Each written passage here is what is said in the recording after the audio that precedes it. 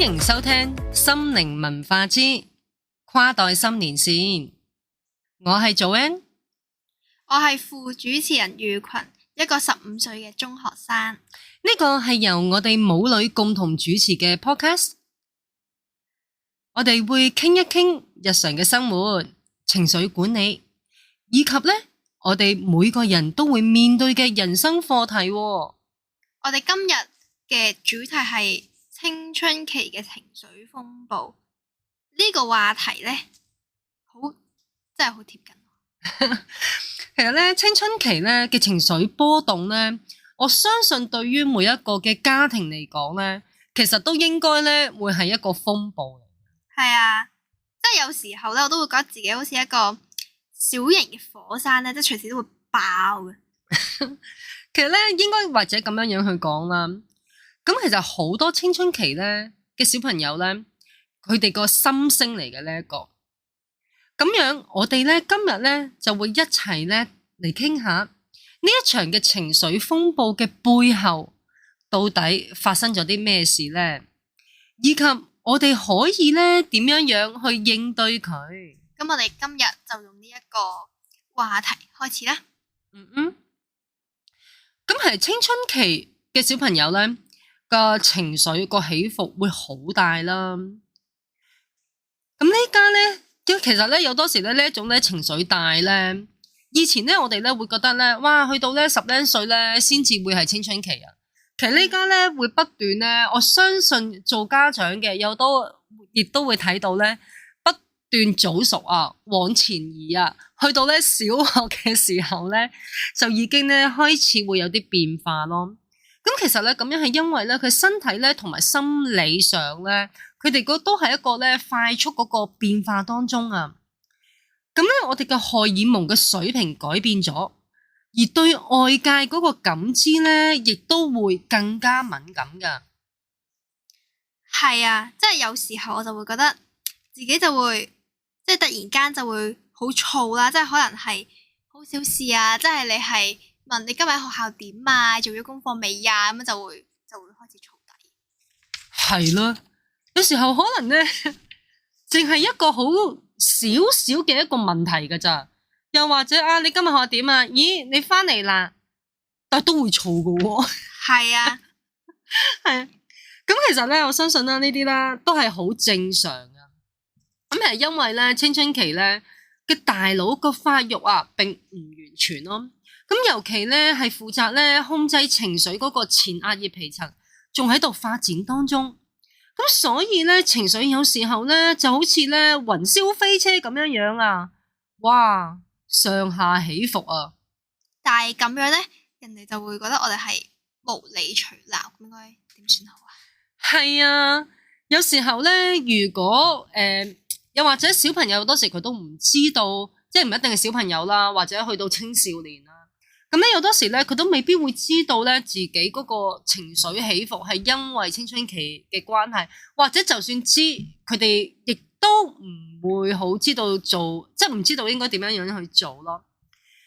宇群，即係其實咧，我一直都覺得咧，你情緒上咧都 OK 嘅，都唔錯嘅，即係至少喺我面前咯。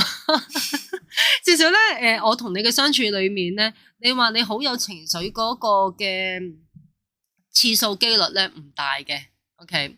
但係咧有一次咧，即係喺你小學6年班嘅時候咧，有一次咧你一個嘅情緒起伏咧，我覺得係對於我嚟講，我覺得印象好深刻嘅。其實之前都有同你講過噶，你有冇印象？你講嘅時候冇印象，而家都冇印象。即係咁，我或者我講俾大家聽，大家喺自己小朋友嘅時候有冇呢一個好類似嘅現象咯？就係有一日因為我記得係小學嚟嘅，即係小6嚟嘅，應該未去到中學嘅個階段，或者暑假嗰個階段啦咁樣。咁有一日咁其實我嗰日翻工應該係中午嘅時候我先翻工啦。咁姐姐係煮咗飯啦，姐姐即係準備咗你嘅午餐啦。跟住嗰日你唔知點解突然間發脾氣喎，發一個超級無敵霹靂大脾氣喎！哇！你發脾氣咧嗰陣咧，哇！我見到你好似唔開心啦，跟住媽咪就想關心下你啦，跟住咧就入房問你咩事啊咁樣樣，哇！跟住你發好大脾氣，喊晒口咁樣樣話要空間。跟住我就話發生咩事啊？跟住咧，哇！你係大喊晒，跟住隻腳踢晒，即係喺張床度踢晒咁樣樣，話我要空間啊，我要空間啊，你出去啊！我話好，媽咪俾空間你，媽咪可以俾空間你，但係媽咪咧晏啲我要趕住翻工啦，之後咧我就唔得閒同你去傾或者唔得閒關心你噶啦。咁媽咪咧好想咧去了解下你發生咩事啊？佢話唔了解啊！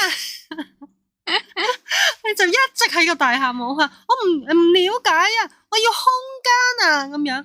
我話好，媽咪俾空間你，即係類似咁樣樣啦，總之發好大脾氣啦，我就話但係媽咪真係要翻工啦，但係翻咗工之後咧就真係要做嘢，冇時間嚟關心你噶。咁媽咪咧即係俾個時間媽咪關心咗你，關心完你，了解完你發生咩事之後咧，媽咪咧就要翻工，就繼續俾個空間你噶啦。跟住後尾話唔講啊，唔了解啊，我要空間先啊。跟住之後我話好，跟住之後咧我就出咗房啦，就讓間房俾你啦。其實問我有冇嬲，我真係冇乜嬲嘅，即係冇啦。我覺得你要發脾氣咪發咯，即係其實從小到大你要發我都俾你發噶啦，即係只係一個我會覺得係一個合理嘅情況底下咯，咁樣咁啱咧，嫲嫲咧當其時咧。又嚟咗屋企喎，諗住睇你，即係同你玩喎。跟住我同嫲嫲講，我就同嫲嫲講，妹妹呢家咧發緊脾氣啊，佢咩事啊？即係聽到好大聲喊。跟住後尾我話唔知發生咩事啊。佢話要空間喎，咁所以咧即係俾啲時間你。我話俾時間你，唔需要入房去打擾你、關心你，唔需要住。可能你俾半個鐘啊、1個鐘啊嘅時候先再問啦咁樣樣。結果我就出咗門口。我都唔夠半個鐘，嫲嫲已經發信息俾我，就話你出去食你出咗廳食飯。我話點啊，妹妹佢有冇喊啊？冇喎，好正常。有冇查啊？有嘅，又已經起咗身噶啦，已經起咗身。即係其實咧呢啲咧就係咧一個小朋友，即係一個青少年啦，或者真係青春期啦，佢一種反應啊，即係你會覺得好莫名其妙。咁由細到大都會事後都會即係敏感完啦，都會同你傾發生咩事啦。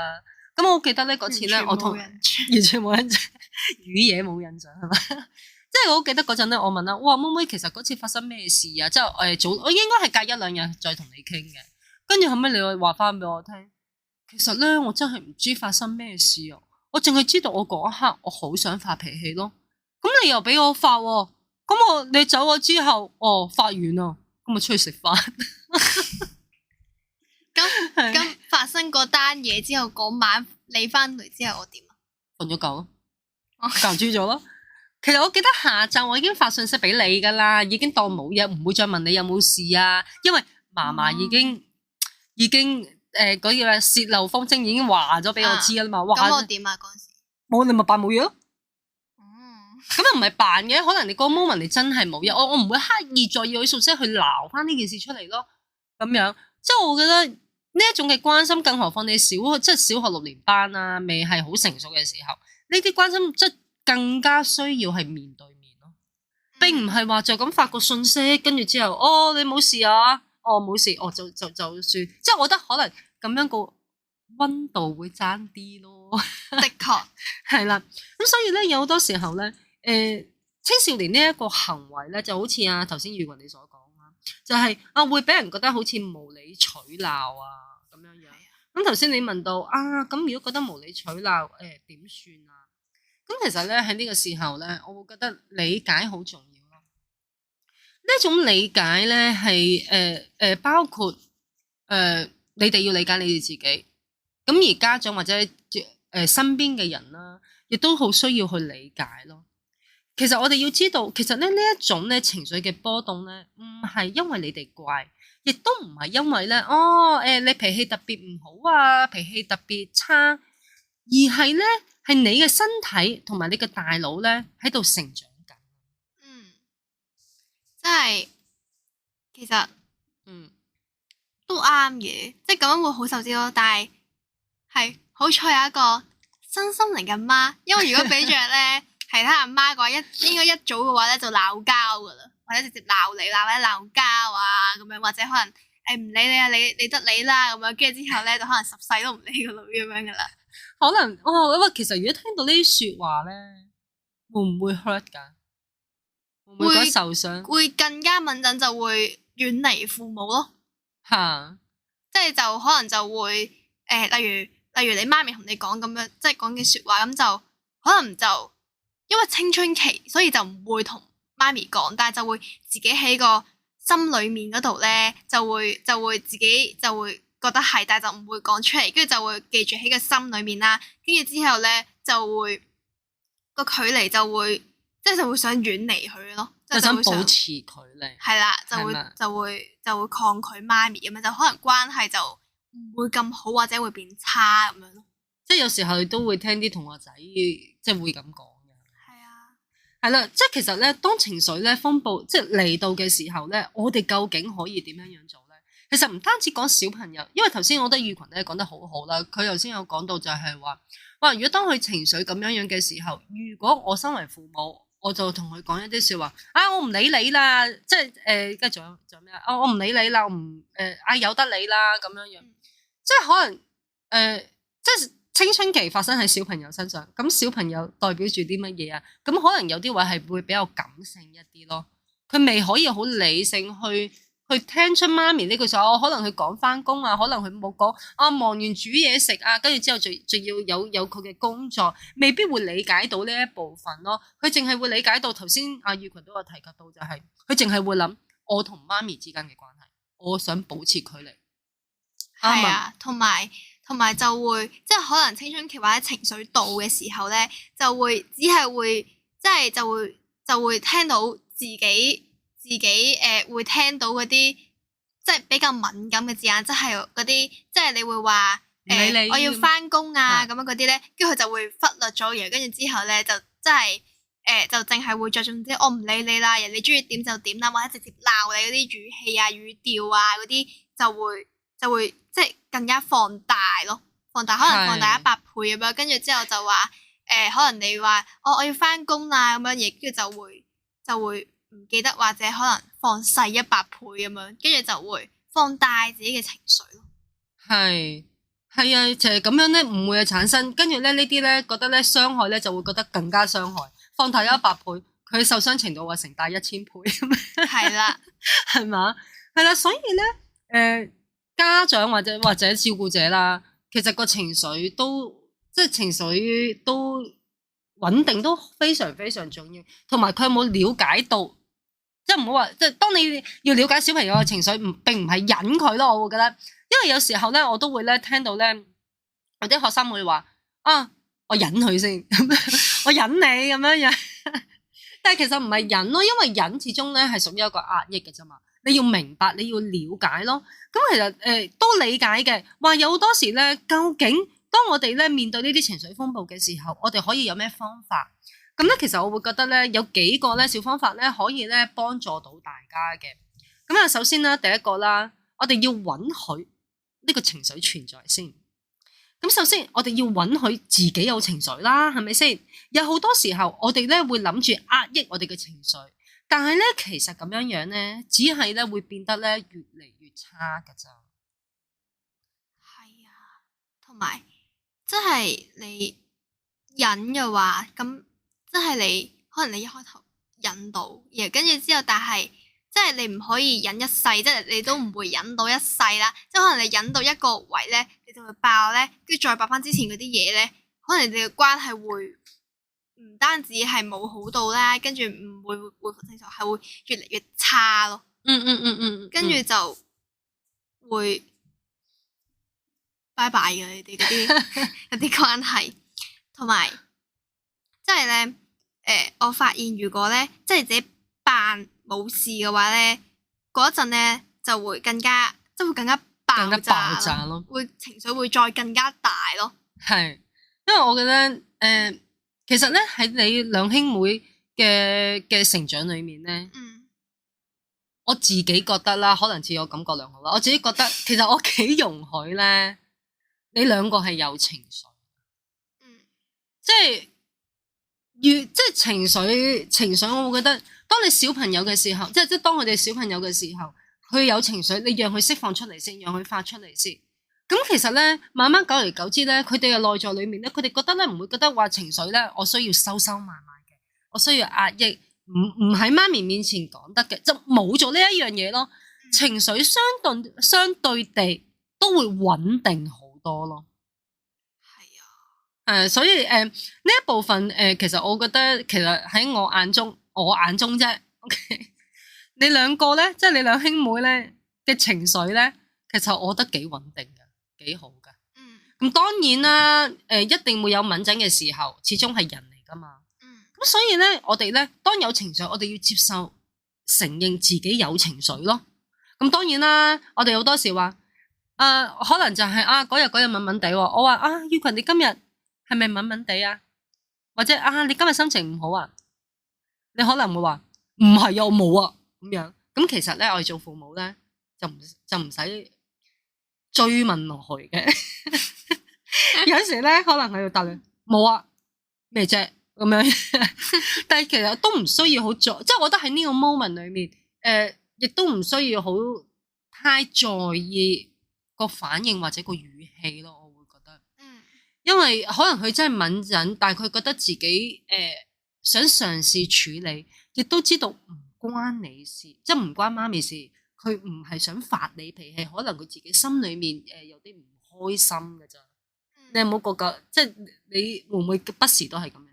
會啊，係，即係就覺得即都係睇當時嘅情緒咯。即係如果你係嗰陣時，就可能會即係再情緒就算失控咧，就再理性得少少咧，跟住咧就會話係啊，情緒心情差，唔好即係唔好搞我啊咁樣啦，即係嗰啲嘢啦。然後跟住但係咧，如果係情緒差或者可能即係可能唔係由一個身心靈嘅阿媽，即係唔識咁樣啦，跟住就可能第二個成年人咁樣，跟住咧就會問你做咩啫？你做咩發爛渣咧？即係可能就係可能類似怪責，可能就算佢冇怪責嘅意思咧，但係就因為我哋嘅情緒因為我哋青春期嘅時候，咁我哋會好感性，即係好情緒化咁啊，會跟住會放大所有自己同埋其他人嘅情緒咁樣啦。所以咧，如果你咁樣問嘅話咧，就會更加燥咁樣啦，就會想抗拒咯。係，即係可能你 feel 到可能一個青春期嘅一個小朋友咧，可能有呢啲情緒，你或者可能唔使問咯，即係或者你可能你睇下嗰個，即係如果你係熟悉個小朋友咧，可能你睇下佢性格係點，即係可能睇下佢平時係會唔會講，或者可能就唔講咁樣啦。但係就如果你唔係話特別好熟悉，或者你唔識嘅話，你 feel 到嘅話，你 feel 到就得噶啦，唔使問噶啦。係啦，feel 到有時係啦，你讓或者你讓個小朋友知道咯。即係我舉個例子，我記得好似上個禮拜，阿哥哥，OK，我翻到屋企嘅時候，其實都夜噶啦嘛。哥哥都喺度查啊拉筋啊咁樣樣。但係咧，你問即係同佢對話嘅時候咧，問佢嘢咧係好，即係你感覺到好敏感嘅。即係其實問咗幾句問題嘅啫，我唔記得問，總之生活瑣碎好瑣碎嘅事嘅啫，你會感覺到好敏感喎。但係喺個 moment 咧，其實睇到個猛咧，你未必需要咧，就正如頭先阿宇群你所講，唔需要問你做乜啫，就唔需要咯。咁其實咧，當其時咧，我仔拉筋嘅時候咧，我就同佢講啦，我就話BB 啊，即係其實我仲嗌緊我個仔做 BB。我就同佢講，我就話 BB 啊，你做乜嘢啊？你係咪唔開心啊？哇！佢聽到好愕然喎，佢望住我，佢就話做咩事啊？咁講，我話唔係，媽咪咧聽你講嘢咧，我覺得咧你好似咧有少少敏啊，咁所以咧媽咪咧就想關心下你係咪唔開心啫。哇！跟住哥哥個語氣咧即刻緩和咗，佢就話。我唔係，我覺得好攰啫，咁樣咯。即係其實我覺得到呢個 moment 我就停噶啦，係有時候唔需要問得太多咯。即係你唔使話，你唔使話，唔係啊！你頭先你真係又唔開心喎，你點解唔開心啊？嚇！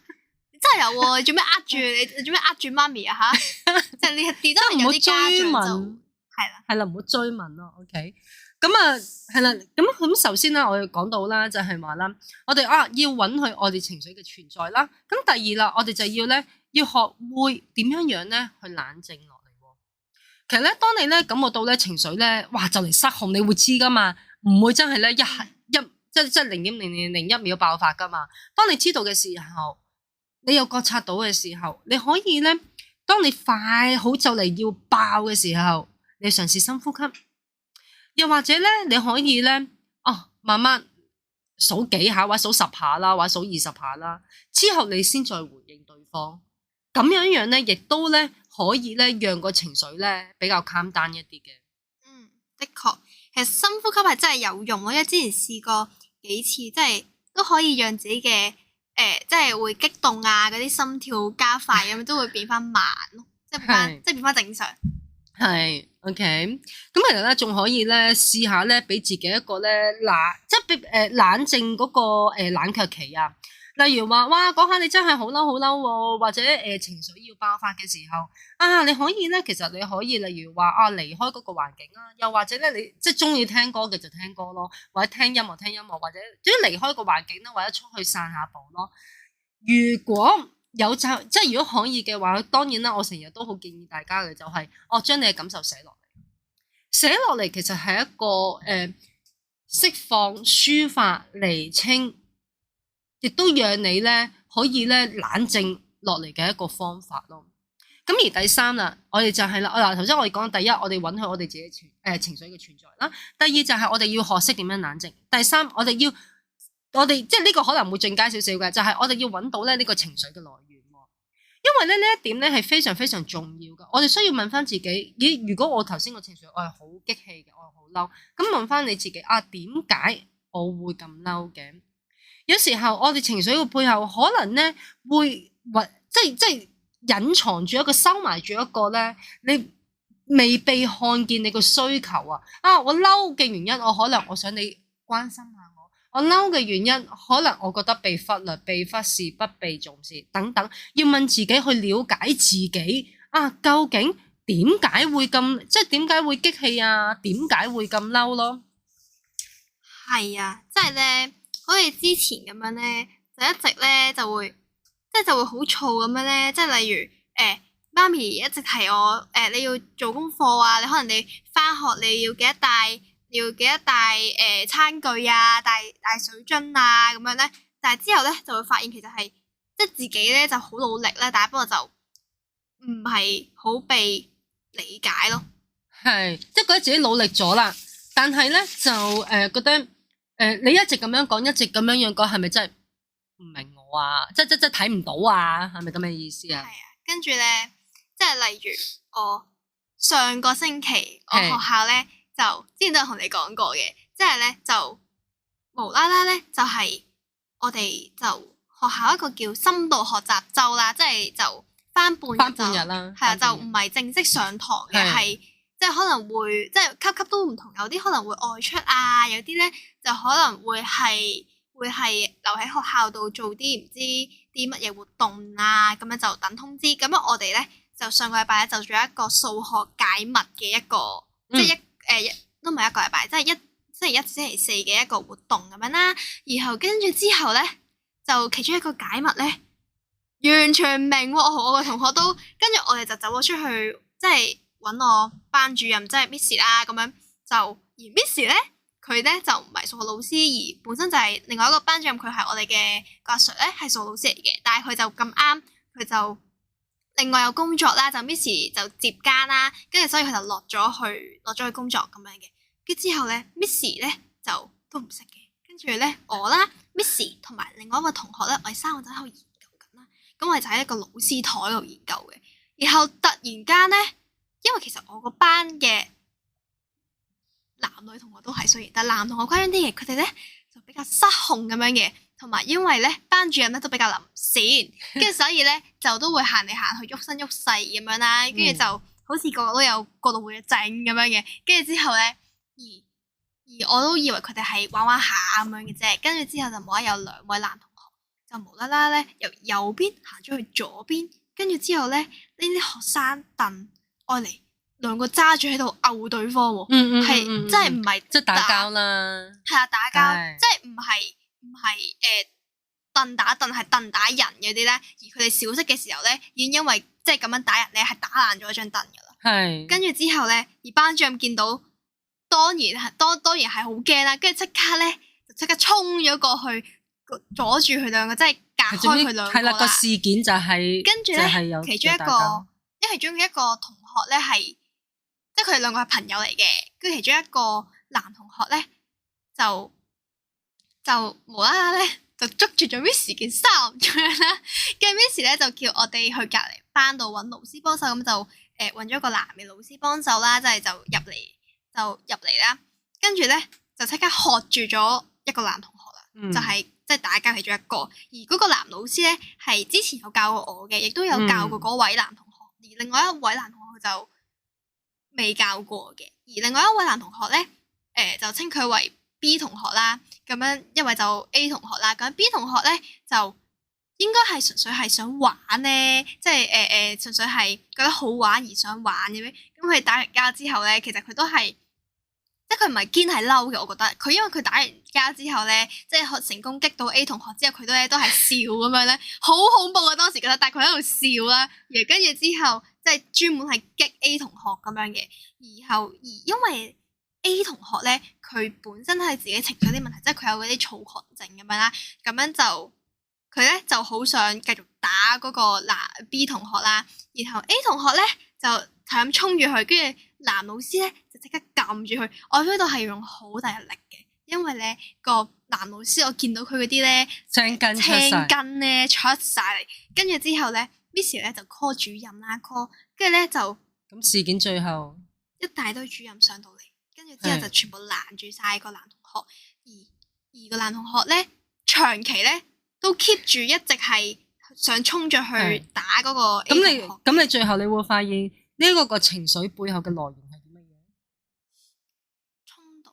衝動係啦，呢一個衝動可能嚟自於最初你又話個同學可能佢本身純粹玩，結果咧玩即係可能話你覺得玩啫，有時候人哋未必覺得玩噶嘛。係啦，有時候你覺得玩，可能最初兩個都覺得玩，但係玩下太激烈啦，就會嚟咗真啦。同埋我覺得個 A 同學佢係覺得自己不被理解，即係可能佢就係當時佢就係覺得。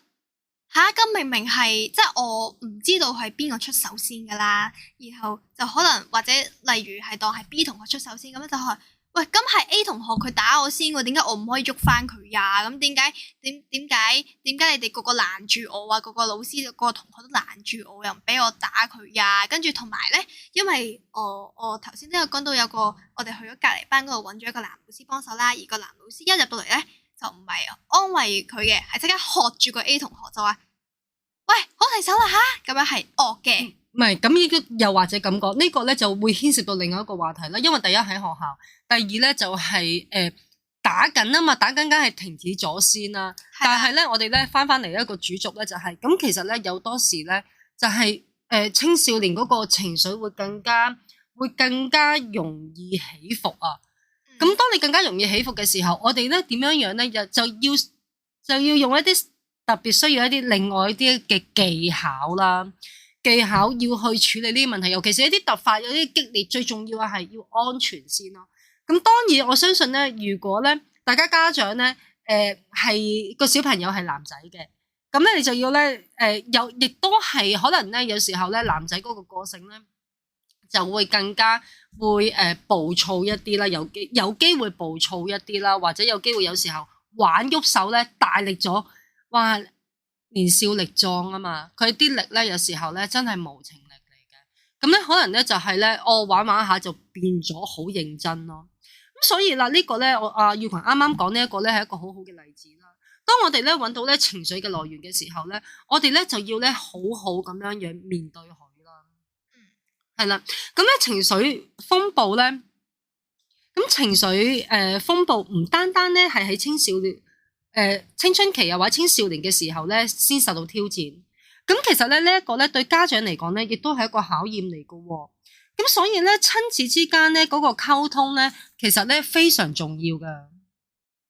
係啊，即係咧就有時就會覺得，即係大人咧就唔係好理解我哋啦，即係可能佢哋就會就係講話你唔好嬲啊，跟住就可能當時就即刻喝住佢啊，即係咁樣，或者可能即刻阻止佢嗰啲行為咧就冇用，或者可能會令到更加激烈咯啲反應。係會啊，因為其實咁我都承認嘅，我都認為係嘅。其實咧有好多家長咧，佢真係未必咧會好識處理咧小朋友嘅情緒。咁所以咧，其實溝通咧係最重要嘅第一步。我哋咧即係其實溝通嘅第一步應該咁講，我哋溝通首先我哋要做咩？我哋聽咗先啦，我哋要聽咗先咯。